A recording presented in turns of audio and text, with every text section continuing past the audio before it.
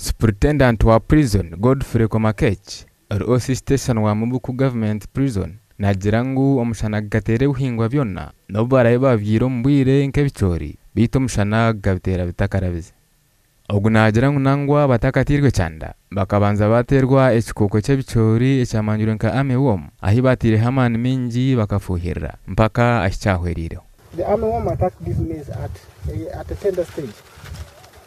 At tender stage, but we were able to mitigate that by spraying, and it had recovered from the armyworm.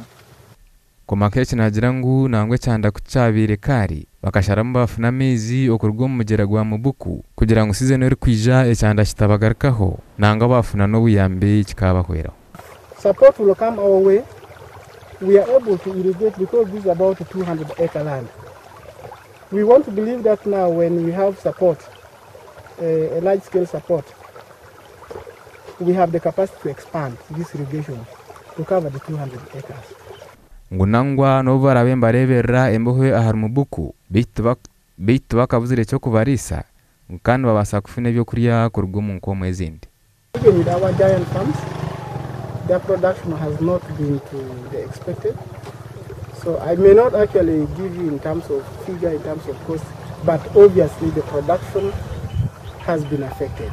And once production is affected, meaning government revenue has equally been affected. Ogu nagira ngu tukugira ngo cya Mubuku yonka bitu n'enkomo zona zibagendire kubi ngunangwa no mutindo gwabo gubire muki. Ogu nagira ngu nubatekwa kureba ngo season eri kwija bageza ho munonga kureba ngo tiyabagendera kubi. Amakuru agashoka Gilbert Muhanguzo muri Kasese.